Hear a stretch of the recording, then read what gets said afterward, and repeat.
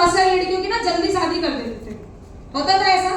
तो ऐसी एक गर्ल जिसकी 10 साल की उम्र में शादी हो गई, वो भी 20 साल एज के बड़े से, लगभग 30 साल की एज के पर्सन से शादी हुई। शादी के बाद घर की परिस्थिति ऐसी नहीं थी, ठीक है, तो उस लड़की को, मतलब जो लेडी थी, उनको बाहर जाके ना, जैसे गांव में आपको पता है गोबर के उपले करके ही इनकम थोड़ी बहुत हो जाती है ना, तो बाहर जाती थी, ऐसे ही वो गोबर के उपले का काम करती थी।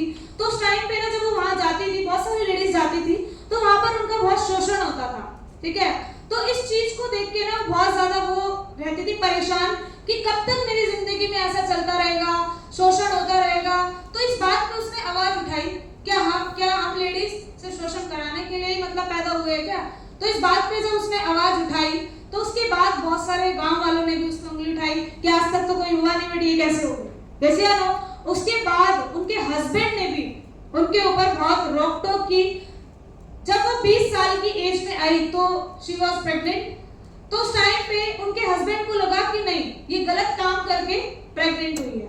तो उस टाइम पे उनके हस्बैंड ने उनके पेट पे लात मारी और बहुत ज्यादा ऐसी सिचुएशन हो गई, क्रिटिकल सिचुएशन में उन्होंने एक लड़की को जन्म दिया। और वो भी जो जन्म दिया था ना, गाय भैंसों का तबेला होता है ना, तो वहां पर दिया था। जब प्रेग्नेंट मतलब उसको बॉर्न किया लड़की को, लड़की पैदा हुई, तो उसके बाद उसके पास कोई भी नहीं था उसका देखभाल करने के लिए, सिर्फ गाय खड़ी थी।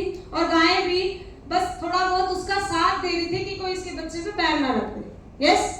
और उसके बाद उन्होंने देखा कि मेरी लाइफ में तो कोई नहीं है, हस्बैंड ने भी इस सिचुएशन में जहां मैं गलत नहीं थी तब भी मेरा साथ छोड़ दिया। और उसके बाद उन्होंने खुद करना शुरू करा अपनी लड़की के लिए, कहीं ना कहीं से खाना अरेंज करा, क्योंकि ऑब्वियसली बात है खाने के लिए तो कहीं ना कहीं दिमाग कुछ ना कुछ अरेंजमेंट करना पड़ेगा। तो वो वही गलियों में जाके, रेलवे स्टेशन पे जाके भीख मांगती थी ताकि भूख मिट सके। उसके बाद पूरे दिन भर तो रेलवे स्टेशन पे वो ये काम करती थी, बट रात को शमशान घाट में जाके सोती थी। क्यों सोती थी? क्योंकि आपको भी पता है वो सिंगल एक लेडी अगर रेलवे स्टेशन पे सोएगी तो दिक्कत हो सकती है। आज हमारे लिए डरावनी चीज है शमशान घाट, बट उसके लिए सबसे आरामदायक जगह थी शमशान घाट, क्योंकि वहां कुछ नहीं हो सकता था। ऐसे करते करते करते करते ना उसको अपने जैसे लोग मिलने शुरू हो गए, भाई जो अनाथ थे, ठीक है। तो उन्होंने कमिटमेंट ली कि क्यों ना मैं कुछ ऐसा करूं जो अनाथ पर्सन है उनके लिए अरेंज करूं, उनको सपोर्ट करूं। तो धीरे धीरे वो गली गली जाके, मोहल्ले जाके वो इकट्ठा करती थी खाना, फिर अपने साथ साथ वो 4-5 बच्चों को भी और रखने लगी। ऐसे करते करते करते करते 3 साल का लगातार ये जब करती रही ना, तो 3 साल बाद उसने ना 3 ऐसे अनाथ आश्रम खोले जो उन जैसे थे, राइट। कहने का मतलब जो बिल्कुल अनाथ थे, जिनके लिए खाना पीना कुछ भी नहीं था।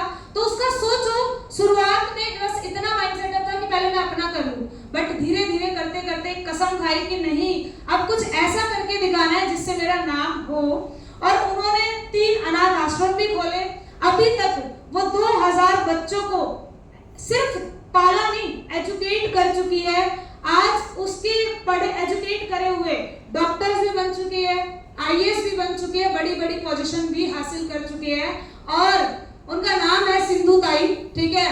और इस टाइम पे ना 2017 में उनको पद्मश्री अवार्ड भी मिला था। लगभग 750 अवार्ड्स वो अभी तक विन कर चुकी है।